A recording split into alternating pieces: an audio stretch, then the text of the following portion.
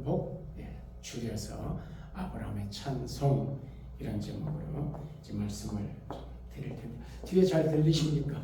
네. 마이크 소리 괜찮아요? 네.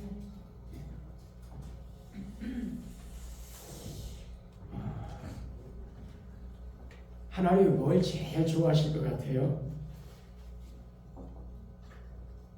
네, 김가희 교수, 하나님 뭘 제일 좋아하실 것 같아요? 하나님 말씀대로 사는 네? 하나님 말씀대로 살아가는 삶. 박 집사님. 찬양, 찬송. 찬양, 아까 찬사가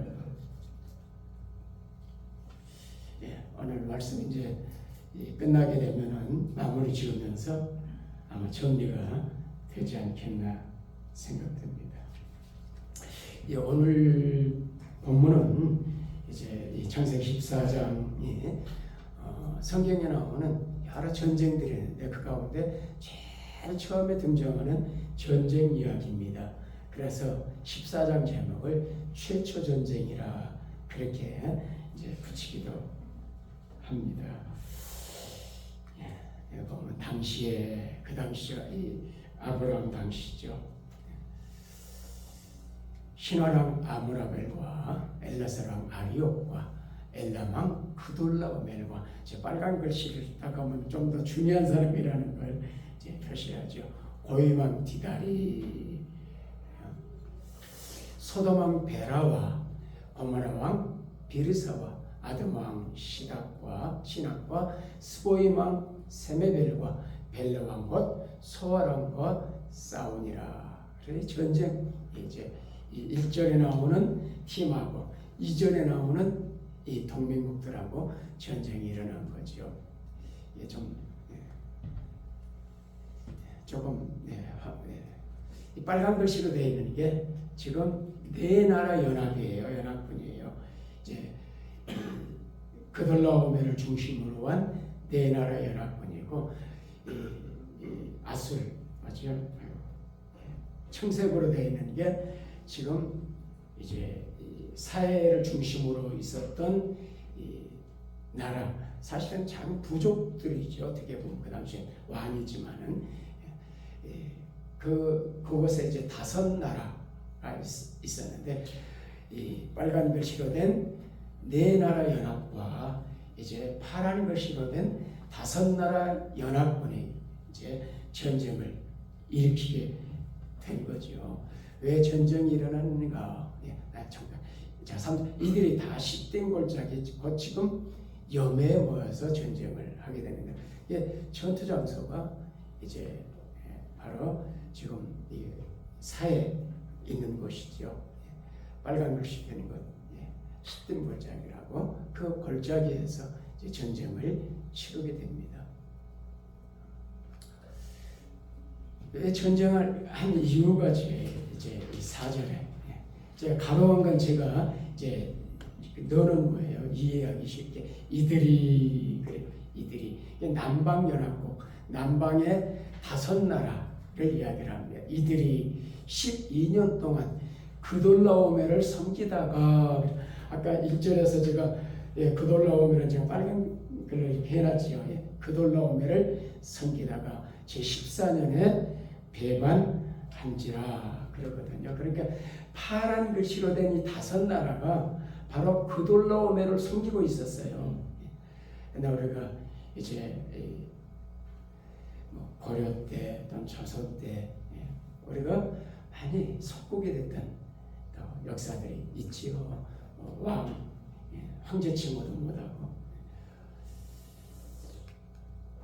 그래서 지금 이 네 나라 중에서 특별히 이제 빨간 글씨로 된 글 중에 지금 엘람이 지금 어디냐 하면은 지금의 이란이에요. 지금 이란 사람들의 자존심이 대단한 거죠. 왜냐하면 예전에 세계를 제패한 페르시아 제국이었거든요. 페르시아 제국. 그래서 페르시아가 그 앞에 이제 한참 전에는 엘람이라고 불렸었거든요. 그래서 거기 바로 위에 신할, 바벨론, 신할이 이제 바벨론이고 지금의 이라크예요. 이라크 지금 우리가 우습게 알지만 이라크가 대단한 나라였지요. 바벨론 제국을 이루었던 나라들, 이 아수르 제국들 다 쟁쟁했던 나라인데 그 당시에는 이제 엘람이 가장 세력이 있었고 그리고 이제 이 엘람을 이 파란 나라를 섬기고 있었고 그래서 이 파란 쪽에 이 작은 나라들이 이제 12년 동안 조공을 바치다 보니까 우리 연합해가지고 이 그돌로움에 이 선악에서 좀 벗어나자 그래가지고 이제 등을 돌리고 배반을 한 거지요. 그래 가만히 있겠습니까? 이 그돌로움이 주변에 저 빨간 글씨에 나라들을 연합해가지고 1년 동안 일을 가르면서 이제 군비를 이제 증강하고 전쟁치를 준비를 하게 됩니다. 그래서 이제 제14년에 그러거든요. 그돌라오멜과 그와 함께 왕들이 나와서 아스트롯, 가르나임에서 르바 족속을 하면서 수스 족속을 서에 기라드는 엔 족속을 짓고 호르 족속을 그 산 세일에서 쳐서 광야 근방 엘바란까지 이르렀으며 여러분 뭐 이거 이 지명 잘 몰라도 왜냐하면 지금 이제 정확하진 않아요. 지금도 우리가 추측하고 이 고고학자들이 성경 고고학자들이 쭉 정리를 해도 그렇게까지 우리가 정확하지는 않습니다. 그들이 도르크 엠미스밭 곧 가데스에 이르러 아말렉 족속의 온 땅과 하선다말에 사는 아모리 족속을 친지라. 이들이 이제 이 북동쪽에 있었거든요. 그들이 쭉 지금 군사를 거느고 내려오면서 걸리는 앞에 있는 이 나라들을 다 쳐부수면서 내려오는 겁니다. 왜냐하면 혹시라도 이들이 이제 이 5나라 자기를 배반하는 나라들과 또 연합해가지고 이제 자기들을 이렇게 막을 수 있고 그렇기 때문에 내려오면서 각계격파를 하는 거죠. 그래서 지금 이들이 빨간 쪽에 있는 이 엘람 제 끝에 중심으로 해서 이 4나라가 지금 쭉 내려오면서 지금 팔레스타인 쪽, 저 파란 쪽 그쪽으로 쭉 내려오면 다 치고 내려와요. 그쪽에 있는 이 국가들. 빨간 글씨가 지금 쭉 그들이 치고 왔던 나라들 지금 화살표방에 여기까지 이제 마지막 이제 세일 족속 이 함의 후손들이 있었던 그것이고요. 바로 그곳에 이제 머물면서 이제 전쟁을 이제 더 전열을 가다듬고 이 5나라를 치기 위해서 거기서 이제 전열을 가다듬습니다. 그때 소돔왕과 그럼 5나라는 뭐 하고 있었느냐? 소돔왕과 고모라왕과 아드마왕과 스보임왕과 벨라와 곧 소아람이 나와서 시딘 골짜기에서 그들과 전쟁에서 참호를 파고 진지를 구축하고 지금 이제 이들이 오기를 이제 왜냐하면 공격보다는 수송하는 게 더 이제 약한 나라들에게는 이제 더 이렇게 성을 쌓고 성을 지키는 게 더 전쟁에 유리하기 때문에 이제 그것에 진을 치고 지금 기다리는 거죠. 그래서 지금 밑에 있는 이 골짜기가 시든 골짜기인데 거기에 지금 진을 치고 딱 모여 있는 거예요. 그래서 이제 이 엘라망 이 동북쪽에 있던 북쪽에 있던 엘라망을 중심으로 한 이 그돌라오멜 그 4나라가 이제 엘라망 그돌라오멜과 고이망 디달과 시나람 아모라벨과 엘라사람 아리옥 4왕이 4명이 왕이죠.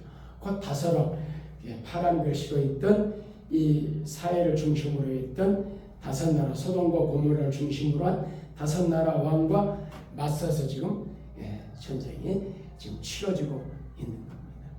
전쟁의 결과가 어떻게 됐겠어요? 지금 이 사회 밑에 빨간 점점 있는 게 지금 그 소돔과 중심으로 한 나라들이 거기 이 빨간 좀 더 진한 곳에 지금 거기가 시든 곳에 거기에 모여서 진을 치고 있었고 지금 북쪽에서 내려온 4왕들이 지금 이 동북 쪽에서 쭉 내려와 가지고 거기서 지금 빨간 곳 시든 골짜기에서 아주 대접전이 일어나게 됩니다. 결과가 이제 10절에 전쟁이고 시드인 골짜기는 역청무대가 많은 제가 소돔과 고모라 왕이 달아날 때에 그들이 거기 빠지고 그 나머지는 산으로 도망했다. 결국은 전쟁이 피한 거죠. 네 왕이 이제 북쪽에 지금 이제 그 그돌라오메를 중심으로 한 이 엘람 네 왕들이 이제 소돔과 고모라 이 전쟁에 이기고 북쪽에 있는 다섯 나라들 다 모든 재물 양식을 빼앗아가지고 중심적이었던 소돔과 고모라와 제가 언급하지만 다섯 나라 마찬가지죠. 다 뺏겼어. 원래 이제 13장에 이 이야기는 사실 전쟁 이야기를 하려는 게 아니고 그 앞에 지금 롯 이야기예요. 롯이 이제 이 12장에 애굽에 가서 아브라함이 자기 아내를 속이고 누이라 속이고 이게 문제가 되고 바로 왕이 야, 너 왜 속였냐 그러면서 하나님께 혼나고 나서 재산을 몽땅 줘가지고 돌려보내지요. 재산이 많아져가지고 롯과 또 이 아브라함 그 사이에 분쟁이 일어나게 되면서 아브라함이 너는 내가 저하면 나는 우애했고 그래서 이제 네가 좀 선택해라 그래. 우리가 좀 그 목축할 그런 이 넓은 들들이 찾아서 가면 좋겠다. 네가 먼저 선택해라. 그래서 이제 롯이 지금 소돔으로 간 거거든요. 그 결과가 어떻게 됐는가를 지금 이야기를 해가는 과정에 첫 번째 전쟁이 언급되는 거예요. 전쟁 자체 이야기를 하려는 건 아니에요. 어쨌든 그래서 소돔에 거주하는 아브라함 족과 롯도 사로잡혀갔다. 그 재물까지 다 노력해가고 재물만 가져갔겠어요? 나중에 보면 이제 이 부녀들까지 다.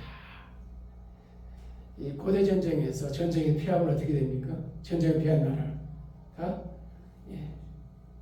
노예가 되는 거죠. 그래서 다 끌려가고 이 BC 586년에 유대가 망하고 바벨론에 세 번에 걸쳐서 침략을 당하고 마지막에 완전히 멸망하거든요. 왕들이 자식들 10명을 그 왕 앞에서 죽이고 그리고 왕의 코를 끼워가지고 쐈어요. 북한 코 끼워가지고 가고 그런다잖아요. 그 역사적 부조들 이렇게 보면은 그렇게 코 끼워가지고 쇠사슬 해가지고 끌려가는 그런 장면. 왕들이 그렇게 끌려간다면은 일반 사람 멀쩡했어.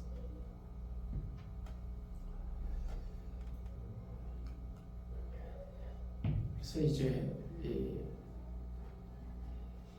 지금 그들이 이제 전쟁에 승리하고 다 탈취물을 가지고 이제 북쪽으로 쭉 다시 돌아갑니다. 돌아가는 길에. 그리고 이제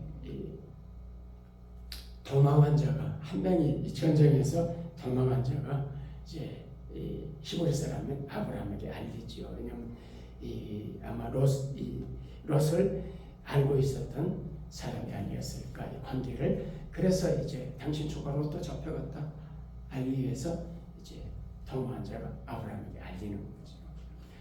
그때 아브라함이 이제 마모리 족속 마므레 상수리시풀 근처에 거주했다. 바로 이제 중간이 좀 장가 글씨가 더 있었는데 이제 사회 좌측으로 보면 마므리라는 이 장소가 나옵니다. 마므레는 에스골의 형제라 또 아넬의 형제라. 이들은 아브라함과 동등한 사람이었더라. 뒤에 보면 아브라함이 318명 자기 가신들을 이끌고, 그러니까 여러분 아브라함이 그냥 혼자 나온 거 다닌 사람이 일종의 족장이지요. 그래서 우리가 그 시대를 족장 시대라 불러요. 시대 일 자체를. 아브라함, 야곱, 이삭, 야곱 이 시대를 우리 족장 시대라고 부르는데, 그래서 이제 혼자 다니는 게 다 가신들을 거느리고 군사들이 있었고 그렇죠. 일종의 하나는 부족을 이루고 있었던 거죠. 그래서 이 부족들과 지금 사는 그곳에 이제 이 사람들과 동맹을 맺고 이 동맹군과 함께 사실은 이제 추적을 하게 되는데 아브라함의 그 조카가 사로잡음을 듣고 집에서 길리고 훈련된 자 318명을 거느리고 단까지 쫓아갑니다. 쫓아가. 근데 여기서 지금 이 318명만 쫓아간 거로 되지만 실제로는 나중에 보면은 이제 이 전리품을 나누는 문제에 있어서 야 나보다도 이들을 더 챙겨주라. 동맹이든 이들에게 더 주라는 이야기가 나오는데 하여튼 어쨌든 이제 이 동맹군과 야 우리 함께 가자. 그래서 그때 동맹을 맺는 지금도 그러잖아요. 이 군사 동맹 맺고 그러면 지금 나토라는 게 그잖아요. 한 나라가 침략당하면 우리도 같이 간다. 이게 나토 아닙니까? 지금 그러니까 우크라이나가 어떻게든지 나토에 가입하려고 그러는 거고 러시아는 그걸 막으려고 그러고 어떻게든지 그쪽에 이제 나라들 이 나토에 가입하는 것을 막으려고 그러면 나토에서 한 나라가 가입한 그이 조약기구에 가입한 한 나라가 침략당하면 같이 싸우도록 돼 있거든. 군사동맹이라는 게. 그러니까 이때도 이제 이렇게 동맹을 맺었기 때문에 이제 같이 간 거죠.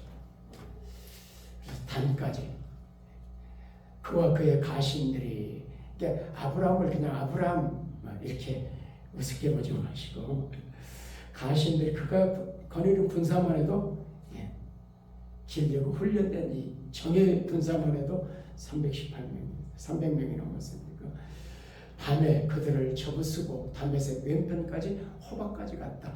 다메섹은 저 아시리아가 지금 시리아 쪽이거든요.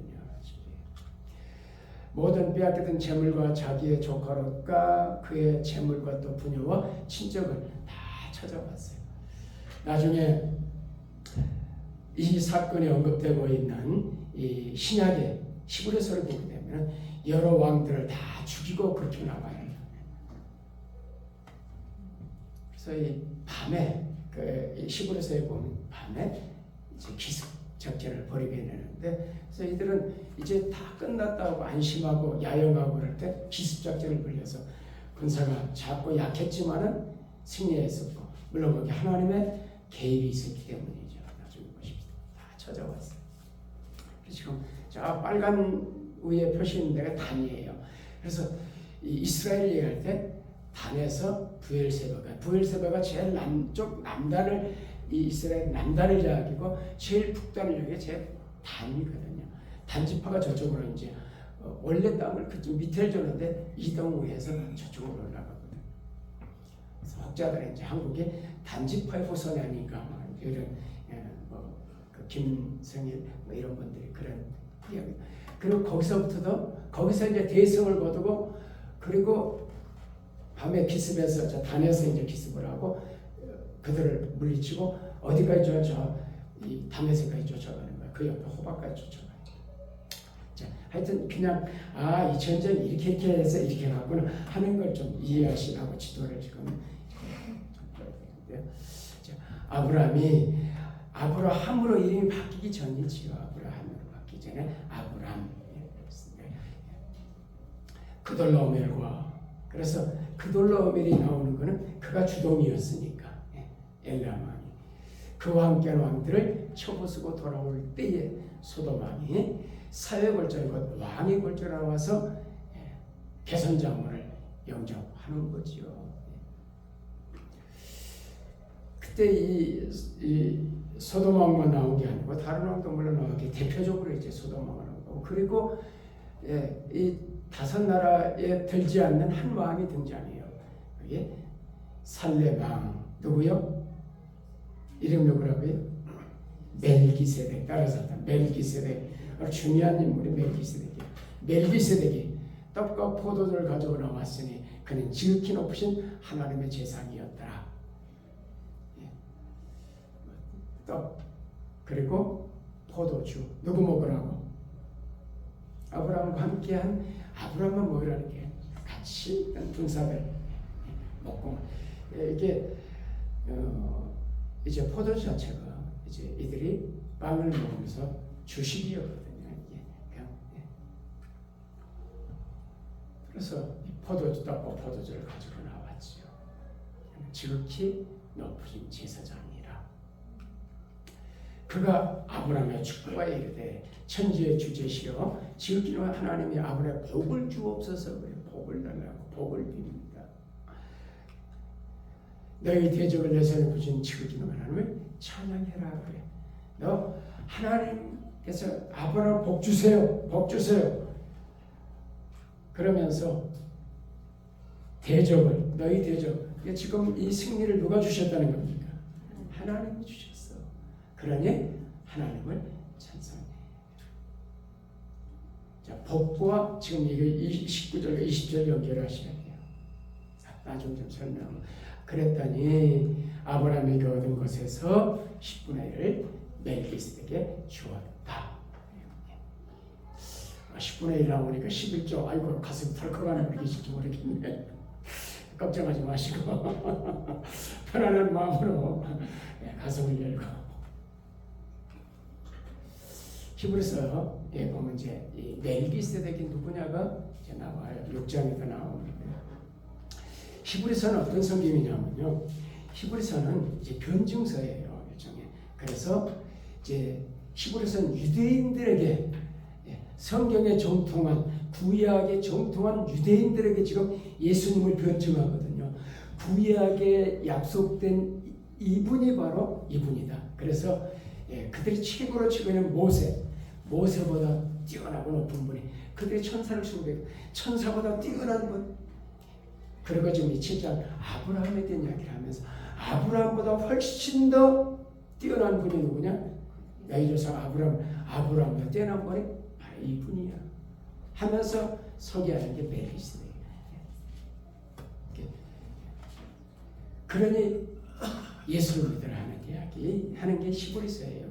그래서 히브리서가 좀 어려워요. 변증서는.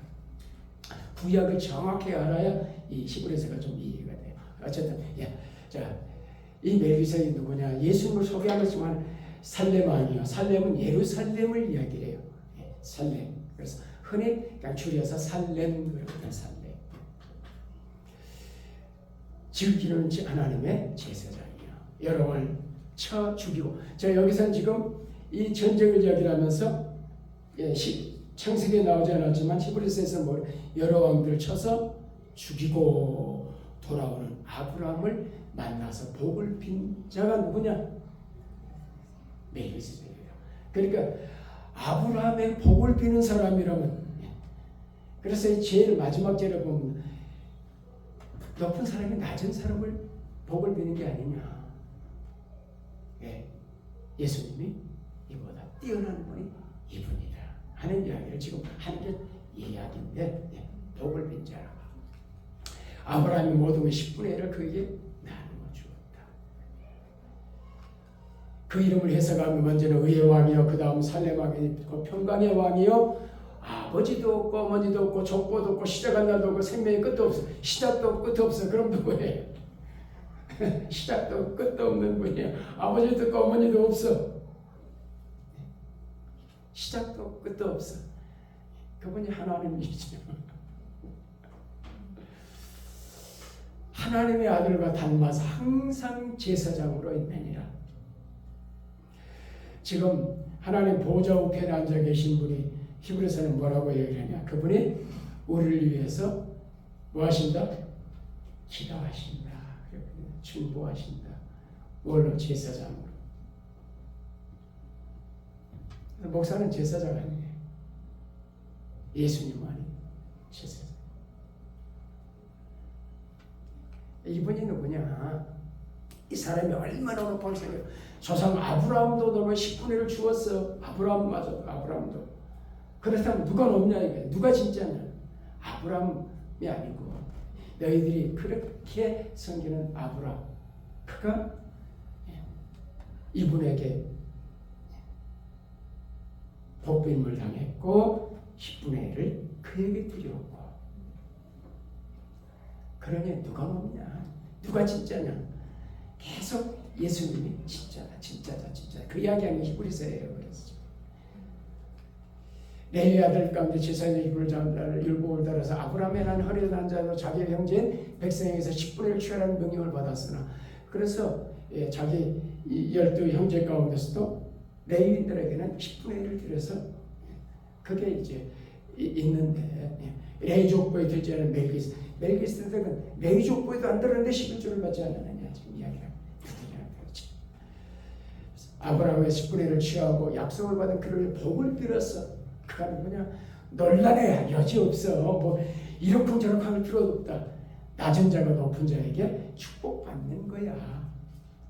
그러니 누구다? 아브라함이 아니고, 그래서 저 다윗보다 높으신 분, 아브라함 높으신 분, 모세보다 뛰어나신 계속 그 이야기를 하는 거예요. 히브리서. 그러면서 지금 이 창세기 14장 사건을 이야기하는 거. 그래서 이 멜기세덱이 누구냐? 성경이란 이구동성으로 여기에는 여지가 없어요. 그 다음에 살레망으로 현현한 예수 그리스도다 하는 이 논란에는 논란 자체가 없어요. 학자들은 다 똑같이 이야기해요. 그래서 이분이 바로 그분이다. 하나님이시다. 하나님이신 예수 그리스도. 다시 이제 우리 여기까지 좀 정리하시고 우리 창세기로 다시 좀 돌아가 보십시다. 지금 그러니까 지금 멜기세덱에게 10분의 1을 바쳤어요. 그가 아브라함의 축복과 이르되 천지의 주제시와 지극히 높으신 하나님이여 아브라함의 복을 주옵소서. 너희 대적을 내서 묻힌 지극히 높은 하나님을 찬송할지로다 그랬어요. 찬송. 제가 고원사님한테 찬송하세요. 그럼 뭐 하시겠어요? 찬송하세요. 그럼 거기서 하지 마시고 앞으로 나와서 하세요. 그러면 나와서 뭐예요? 무슨 어떻게 찬송하시겠어요? 자, 중요한 질문이었어요. 어떻게 찬송해요? 네? 어떻게 찬송하시냐고.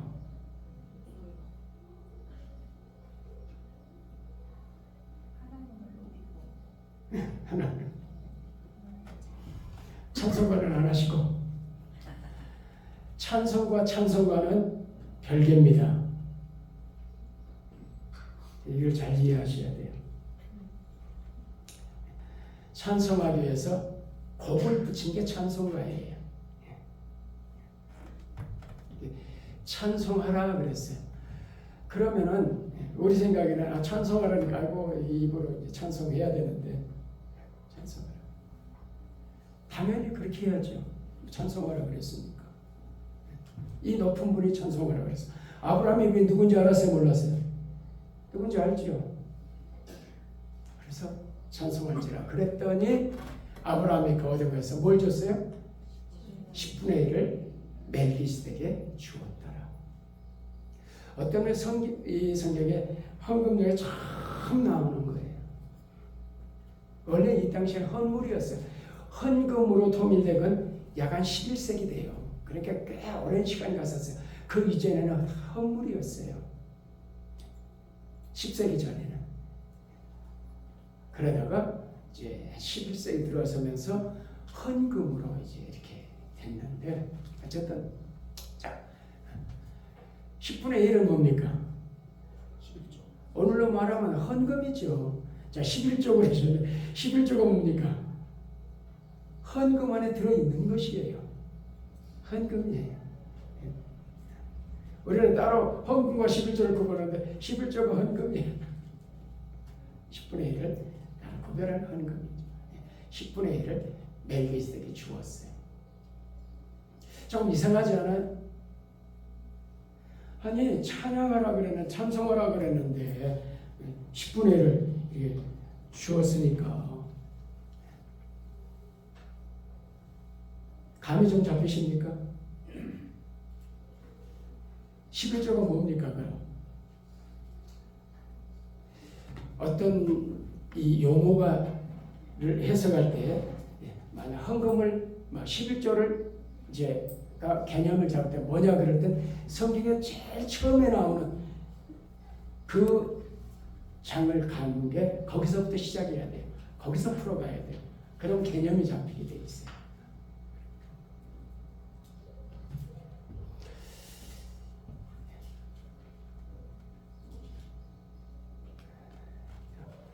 좋습니다. 제가 아까 뭘 하나 집어넣으려고 했는데 이 덮어쓰기 하면서 이게 지워져 버렸어요. 아니 됐어요. 아니 괜찮아요.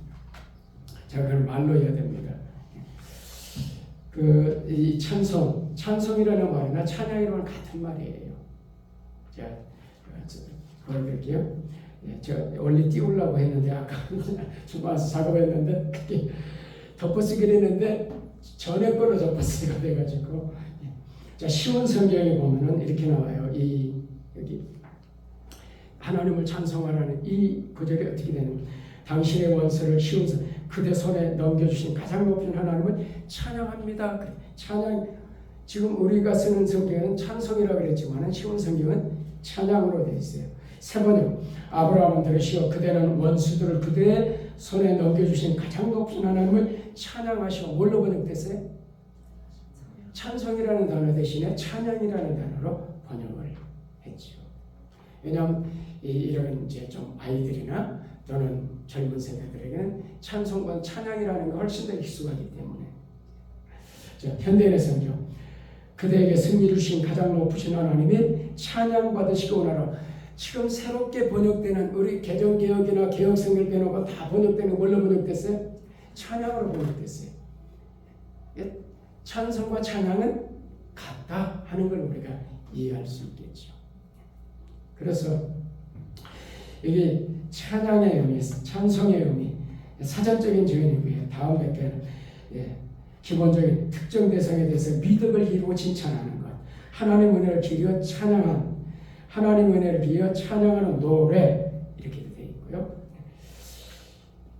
그리고 이제 이 어학사전에 보면은 아름다움이나 훌륭함 따위를 기리고 드높인 아름다움의 훌륭함 따위가 기리어지고 드높여진 이게 찬양이에요. 찬송이에요. 유치백과는 이렇게 찬양은 본래 특정 개성을 칭찬하거나 기리어 드러낸다는 뜻을 지니고 있으며 특히 종교에서는 그 종교에서 믿는 신 또는 절대자를 높이는 뜻으로 많이 사용된다. 높이는 거예요. 칭찬하고. 그래서 여기 25년 8월 3일에 TV조선에 이런 뉴스가 떴어요. 북 광복절 앞두고 김일성, 김정은 찬양 그렇게 됐어요.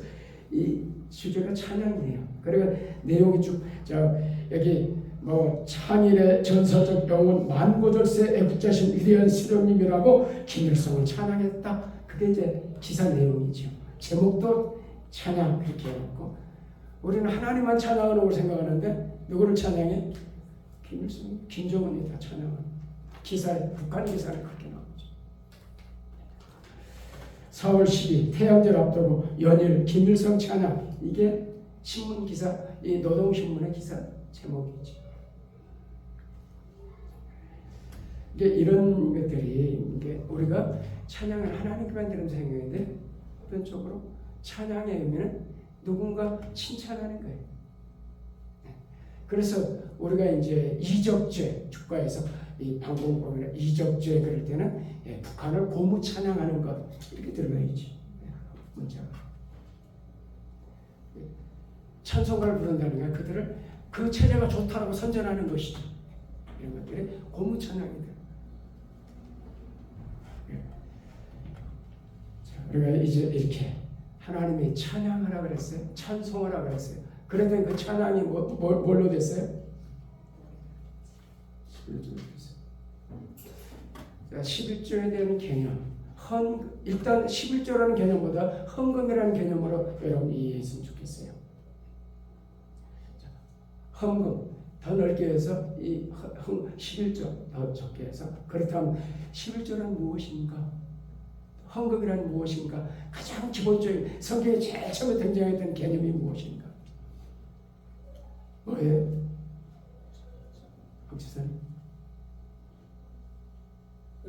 우리의 모든 너는 하느님 것이기 때문에 우리가 10분의 1을 뛰어서 하나님 앞에 바치는 나오잖아요. 하나님을 찬송해라 찬양하라 그랬더니 아브라함이 믿음의 조상 아브라함이 하는 게 기본이에요. 그게 믿음이에요. 그렇죠? 우리는 아브라함을 쫓아가요.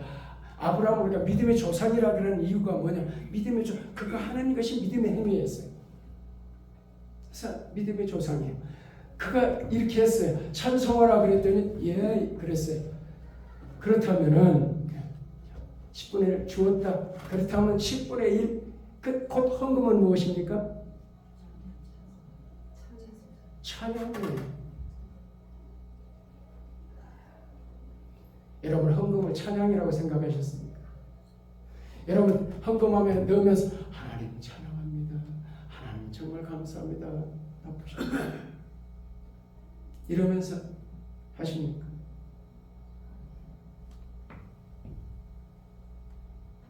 여러분 찬양하면서 무거운 마음 가지고 하십니까?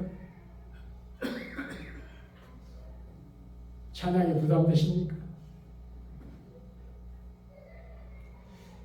여러분 우리가 헌금한 헌금 하나님 감사합니다. 찬양합니다. 찬양하면서 이렇게 넣고 하나님이 주셨습니다. 감사합니다. 그러면 헌금할 때 지금까지 헌금했던 어떤 이 자세하고 뭐가 좀 달라지지 않을까요? 개념이 중요해요. 그래서 제가 계속해서 원리와 개념을 설명해 가고 있어요. 추수감사절이 뭐냐? 하나님께 보답한다는 게 뭐냐? 개념들을 정리하고 있어요. 신앙생활을 바르게 하려면 이 용어들에 대한 정리가 정확하게 되는 게 필요해요. 성경적으로 우리의 이 용어들이 잘 정리가 되면은 그러면 진리를 우리를 자유케 해요.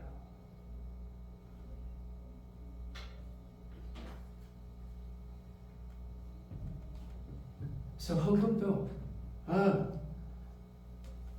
멜기세덱 드렸더니 찬양하라 그랬더니 헌금을 드렸다. 아브라함의 찬양이에요. 그것이 11조가 아브라함의 찬양이에요. 아브라함의 찬양. 아브라함 무슨 찬양? 이 전쟁 내 실력 아닙니다. 내가 한 거 아닙니다. 11조의 개념 자체가 그러죠. 모든 것은 주께로부터 하고 그래서 주님께 드립니다. 신앙의 고백이지. 우리의 삶에 우리의 신앙의 고백. 그래서 그 고백이 뭘로 나옵니까? 우리 지난주 하나님께 우리가 무엇으로 보답할까? 보답할 수 있어요, 없어요? 보답할 수 없어요. 보답할 수 없다고 말씀드렸죠. 하나님이 우리의 보답 필요해요, 안 해요? 보답 필요한 것도 아니에요. 그럼 보답하지 않아도 되는가? 그 정답이 뭐였어요? 보답하고자 하는 마음. 예, 보답할 수 없어요. 그렇지만 우리 마음은 부모님의 은혜 우리 갚을 수 없어. 그러나 우리 마음속은 부모님 은혜 어떻게 부모님 은혜 다 갚어. 이 마음 갖는. 그래서 나오는 게 뭐예요? 거기서 나오는 게 어머니 감사해요. 그래서 시골에 내려올 때마다 뭐 산 거예요? 보따리 싸가지고 감사를 표현하는 거죠. 이렇게 길러주시고 키워주시고 무엇으로 보답할까? 그래서 너 하나님의 승리 주셔서 어떻게 할 거야? 찬양해. 근데 그 앞에 나온 단어가 중요하지. 우리가 복이 뭐냐 그럴 때 그가 아브라함의 축복과 이르되 천지의 주제시여 지극히 높으신 하나님이여 아브라함의 복을 주옵소서 그랬어요. 복을 주옵소서 그러면서 복을 빌었어요. 그랬더니 아브라함이 복을 받았어요. 복을 하나님 복을 빌어줬어요. 그랬더니 복을 받았어요. 그 복을 어떻게 표현합니까? 너희 대적을 내 손에 보니 지극히 높으신 하나님 찬양. 그럼 찬양이 무엇이에요? 앞에 19절과 연결시키면 찬양이 복이에요. 이해가 되십니까? 여러분, 신앙생활의 알파와 오메가는 감사라고 자꾸 말씀드리지요. 하나님, 눈 뜨면서 하나님 또 하루 주니까 하루를 하나님의 가운데 이렇게 살아서 감사합니다. 감사잖아. 감사가 무엇입니까? 찬양이에요. 여러분에게 주신 감사해서 아니 하나님의 보답할 길이 없어요. 그러나 우리의 마음 담아서 모든 것이 다 주님의 것입니다. 고백 감사하며 드립니다.